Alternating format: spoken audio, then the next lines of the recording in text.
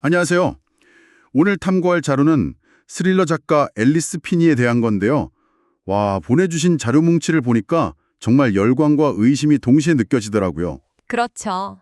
한쪽에는 레몬팔이나 레릭 같은 커뮤니티에 정말 폭발적인 독자 서평들이 있고, 다른 쪽에는 또 넷플릭스 드라마가 엄청 성공했다, 이런 기사들이 있고요. 네, 맞아요. 그래서 이번 시간에는 이 자료들을 바탕으로 앨리스 피니가 어떻게 반전의 여왕이 되었는지, 그리고 그 성공 공식의 빛과 그림자는 뭔지 한번 제대로 파헤쳐 보려고 합니다.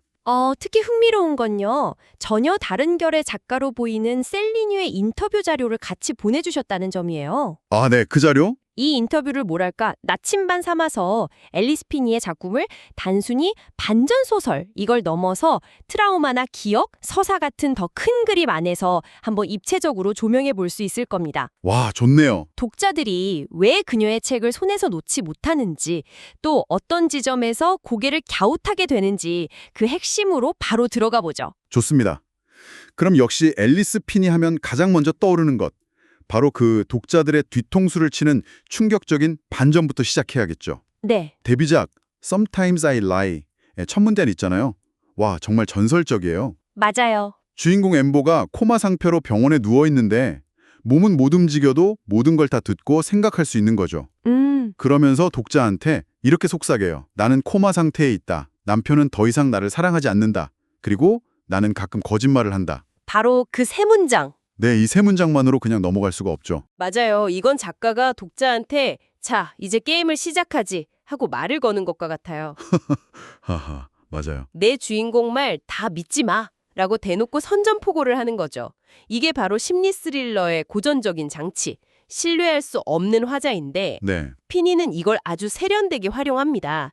독자는 그때부터 탐정이 되어서 모든 문장, 모든 단어 뒤에 숨은 진짜 의미를 추리해야만 해요. 레몬팔 서평들을 보면 공통적으로 마지막 장을 덮을 때까지 단 한순간도 방심할 수 없었다는 말이 나오거든요. 아, 바로 이 장치 덕분이죠. 가위바위보에서는 이 장치가 더 교묘하게 변주되죠. 그렇죠. 주인공인 남편 애덤이 안면인식 장애를 앓고 있어서 아내 얼굴조차 제대로 알아보지 못하잖아요. 이건 또 다른 방식의 속임수죠. 네, 주인공조차 자기 눈을 믿을 수 없는 상황이라니 독자는 누구를 믿어야 할지 더 막막해지는 거예요. 맞아요. 게다가 아내가 매년 썼지만 남편한테는 안 줬던 편지들이 교차되면서 독자들은 아내 시선으로 남편을 의심하게 되고 또 남편 시선으로는 아내 행동 하나하나가 위협적으로 느껴지고요. 그런데 바로 이 반전장치, 특히 A인 줄 알았던 화자가 사실 B였다는 식의 정체성 트릭이 피니의 발목을 잡는다는 비판도 만만치 않습니다. 오, 그 부분? 네, 레딧의 한 사용자가 Beautiful Ugly라는 작품에서도 거의 똑같은 트릭이 사용됐다고 꽤 날카롭게 지적하더라고요. 아, 그 지점이네요. 여기서 이런 질문을 던져볼 수 있겠어요. 이게 과연 작가만의 독창적인 시그니처 스타일일까요? 아니면 슬슬 자기 복제의 늪에 빠지고 있는 걸까요? 와, 정말 어려운 질문입니다. 작가 입장에서는 자기를 스타로 만들어준 성공 공식을 버리기 쉽지 않겠죠. 그렇죠. 그게 자신의 가장 강력한 무기라고 생각할 테니까요. 근데 독자들은 끊임없이 새로운 자극을 원하고 작가가 현실에 안주하지 않고 새로운 도전을 해주길 기대하거든요. 그런 면에서 저는 위험한 자기 복제 쪽에 좀 더 가깝다고 봅니다. 어떻게 생각하세요? 저도 동의해요. 아슬아슬한 줄타기 같다는 생각이 들어요. 아슬아슬한 줄타기? 네. 처음 당하면 짜릿한 충격이지만 두 번, 세 번 겪으면 이 패턴 어디서 봤는데? 싶을 것 같거든요. 맞아요. 반전이 더 이상 놀랍지 않게 되는 순간 스릴러로서의 매력이 반감될 수밖에 없죠. 네. 독창적인 스타일과 매너리즘은 정말 종이 한 장 차이니까요. 그 선을 넘는 순간 독자들은 작가에게 속았다는 짜릿함이 아니라 작가가 게으르다는 실망감을 느끼게 되는 거죠. 이야기를 잠시 돌려서 피니 소설의 또 다른 강점인 분위기에 대해 얘기해보죠. 아, 분위기 중요하죠. 반전만큼이나 독자들을 사로잡는 게 바로 그 으스스하고 폐쇄적인 배경이잖아요. 가위바위보의 그 눈보라치는 스코틀랜드의 외딴 예배당은 와, 생각만 해도 춥네요. 공간 자체가 그냥 또 하나의 등장인물처럼 기능하는 거죠. 네. 눈보라 때문에 외부랑 완전히 단절된 예배당? 이건 물리적인 감옥이면서 동시에 안면 인식장애로 혼란을 겪는 주인공 애덤의 내면을 보여주는 심리적인 감옥이기도 하고요. 아, 그러네요. 구드리즈 서평에서도 클로스트로포빅, 그러니까 폐소공포증적이라는 단어가 굉장히 자주 보였어요. 독자들은 책을 읽는 내내 주인공들이랑 같이 그 예배당에 갇혀있는 듯한 압박감을 느끼는 겁니다. 반면에 넷플릭스에서 대박이 난 히즈 앤 헐스는 배경이 좀 다르지 않나요? 자료에 숨 막히는 작은 마을이라고 표현되어 있던데 이건 또 다른 종류의 공포죠. 정확합니다. 눈보라치는 외딴 곳의 공포가 외부로부터의 고립이라면 아, 작은 마을의 공포는 내부로부터의 감시죠. 모두가 서로의 과거를 알고 모두가 비밀을 하나씩은 갖고 있고 언제든 내 친절한 이웃이 괴물일 수 있다는 편집증적인 공포.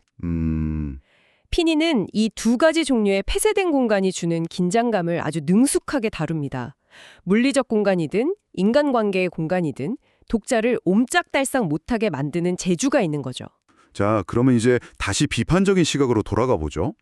레딧에 앨리스 피니의 재활용된 반전이라는 제목의 게시물은 정말 신랄하더라고요. 네. 두 작품 뷰티풀 어글리랑 가위바위보를 두고 다른 포장지에 담긴 같은 책이라고까지 표현하던데요. 그 게시물은 아마 피니의 열성 팬이었기에 더 날카로운 비판을 할 수 있었던 것 같아요. 그런가요? 네, 단순히 반전 트릭이 비슷하다 이걸 넘어서 아주 구체적인 요소들의 반복을 지적하고 있습니다. 예를 들면요? 예를 들면 성공에 집착하는 작가 주인공. 아, 또 작가? 네, 그리고 위태로운 결혼 관계, 방금 이야기한 으스스하고 고립된 배경 같은 것들이죠. 와, 그뿐만이 아니었어요.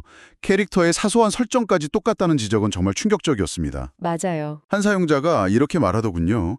남자 주인공은 작가, 버려지는 것에 대한 트라우마, 빨간 코트나 기모노 같은 상징적인 의상, 레브라도르 종캐, 위태로운 결혼 생활까지. 와, 부자연스러울 정도로 똑같아서 신경 쓰인다고요. 디테일하네요. 사람보다 개를 더 좋아한다는 디테일까지 반복되는 건 좀 아쉽네요. 이건 캐릭터의 개성이 아니라 작가의 설정 붙여놓기처럼 느껴지니까요. 바로 그 지점이 펜니의 작품을 처음 읽는 독자랑 여러 권 읽은 독자 사이에 평가가 극명하게 갈리는 이유입니다.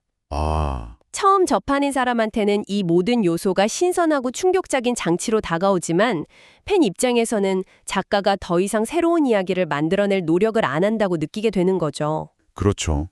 결말에서 모든 비밀을 너무 친절하게 설명해주는 방식까지 비슷하다는 지적도 있었고요. 여기서 아까 말씀하신 셀리뉴 작가의 인터뷰가 되게 흥미로운 렌즈가 되어줄 것 같아요. 네, 맞습니다. 피니 소설 속 인물들은 대부분 기억상실이나 정신적 트라우마, 왜곡된 현실인식 같은 문제들을 안고 있잖아요. 그렇죠. 셀리뉴는 인터뷰에서 정신적으로 망가진 인물은 회복 불가능한 존재로 취급되는 경향이 있다고 말하면서 자신은 그런 서사에 저항하고 싶다고 밝혔죠. 네, 그 지점이 매우 중요합니다. 펜니의 소설이 단순히 반전만을 위한 도구로 인물들의 트라우마를 소비한다는 비판을 받을 수도 있지만 셀리뉴의 관점을 빌려오면 다르게 해석할 여지가 생겨요. 어떻게 말이죠? 펜니의 인물들은 과거의 상처 때문에 끊임없이 현재를 의심하고 심지어 자기 자신조차 믿지 못하는 상태에 따져 있죠. 와, 셀리뉴가 언급한 킨치기라는 개념은 정말 흥미로운데요. 아, 킨치기. 네. 깨진 그릇을 버리는 게 아니라 그 균열을 금으로 메워서 상처 자체를 더 가치 있고 아름다운 역사로 만든다는 일본의 전통 수리기법 말이에요. 네. 깨진 조각의 틈새에서 개성과 독특한 아름다움이 나온다는 그녀의 말처럼 보니까 피니 소설 속 인물들의 그 망가진 기억과 트라우마가 완전히 다른 시각으로 보이네요. 좋은 접근입니다. 또 셀리뉴는 누가 이야기의 서사를 통제하는가? 라는 중요한 질문을 던져요. 서사의 통제. 네. 사회가 자신들의 역사를 입맛에 맞게 신화로 만들면서 불편한 진실을 지우는 것처럼 개인의 삶에서도 기억과 진실은 끊임없는 투쟁의 대상이라는 거죠. 이 관점을 히센-헐스에 적용해보면 아주 흥미로워요. 아, 전 남편인 형사 죄기랑 아내인 아나운서 애나. 두 사람의 시점이 계속 충돌하면서 같은 사건을 전혀 다르게 진술하잖아요. 맞아요. 독자들은 정말 혼란에 빠지죠. 누구의 서사를 믿어야 할지, 누구의 기억이 진짜인지 계속 저울질하게 되고요. 바로 그겁니다. 결국 객관적인 진실이란 건 없고 더 설득력 있는 서사를 만들어내는 쪽이 진실을 쟁취하게 되는 싸움처럼 보이기도 했어요. 바로 그겁니다. 피니의 소설은 바로 그 서사 통제권을 둘러싼 싸움을 극적으로 보여주고 있는 거죠.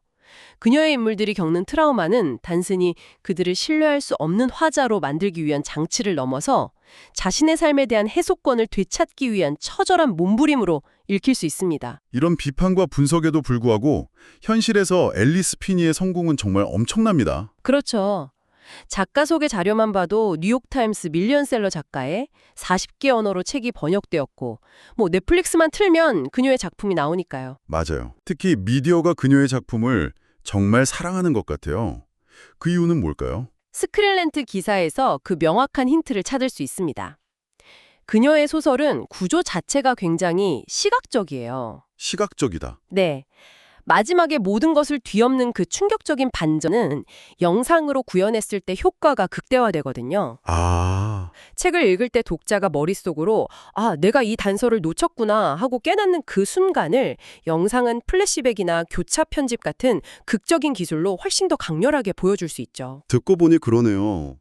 His and Hers는 두 주인공의 시점이 계속 충돌하는데 한 사건을 두고 전혀 다른 이야기를 하잖아요. 그렇죠. 이걸 영상으로 보여주면 시청자들은 누구 말이 맞는지 정말 미치도록 헷갈리겠어요. 바로 그게 핵심입니다.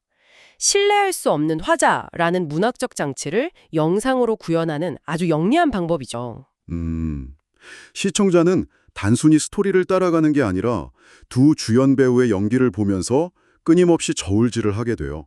테사 톰슨의 저 표정이 더 진실된가? 아니면 존 번설의 흔들리는 눈빛이 거짓말을 하는 건가? 하고 말이죠. 와, 재밌네요. 여기에 스타 캐스팅의 힘까지 더해지니까 2026년 1월에 공개되자마자 넷플릭스 1위에 오른 건 어쩌면 당연한 결과였을지도 모릅니다. 가위바위보 역시 넷플릭스 시리즈화가 결정되었다는 소식이 예스24 작가 소개 페이지에도 있었죠? 네, 피니의 반전 공식이 현대 미디어 환경, 특히 단시간에 시청자를 사로잡아야 하는 스트리밍 플랫폼에 최적화된 컨텐츠라는 증거네요. 맞습니다. 그녀의 소설은 복잡한 서사나 깊은 철학보다는 단번에 이해되는 강렬한 컨셉과 마지막 한 방의 충격에 집중합니다. 반복되는 패턴조차 제작사 입장에서는 흥행이 보증된 공식으로 보일 수 있고요. 결국 앨리스 피니는 독자들에게 짜릿한 배신감을 안겨주는데 특화된 작가라고 할 수 있겠네요. 그렇죠. 그녀의 책을 펼치는 순간 우리는 기꺼이 속아줄 준비를 해야 하는 거죠. 맞습니다. 다만 그 배신감이 매번 같은 방식으로 찾아온다면 단골 손님은 실망할 수밖에 없겠죠. 그녀의 성공 공식이 동시에 그녀의 가장 큰 아킬레스건인 셈입니다. 오늘 긴 시간 앨리스 피니의 세계를 깊이 들여다봤는데요. 마지막으로 한번 생각해볼 만한 질문을 하나 던지면서 마무리하고 싶습니다. 네. 아까 샌린유 작가의 인터뷰를 이야기하면서 트라우마와 서사에 대해 나눴었죠. 그녀는 인터뷰에서 이런 비유를 들었습니다. 전쟁터에서 적을 죽이는 행위는 영웅적으로 칭송받지만 같은 장소에서 생명을 구하는 의무병은 때로 겁쟁이로 여겨지는 사회적 인식이 있다는 거죠. 앨리스 피니의 소설 속 인물들 역시 과거의 트라우마에서 벗어나 생존하기 위해 도덕적으로 모호하고 때로는 이기적인 선택들을 합니다. 여기서 질문은 이겁니다. 심리 스릴러 속 인물이 겪는 트라우마는 어디까지가 그 행동을 이해하게 만드는 피해자의 서사이고 어디부터가 책임을 회피하기 위한 가해자의 변명이 될까요? 생존을 위한 몸부림이 더 이상 정당화될 수 없게 되는 경계선은 어디에 있을까요?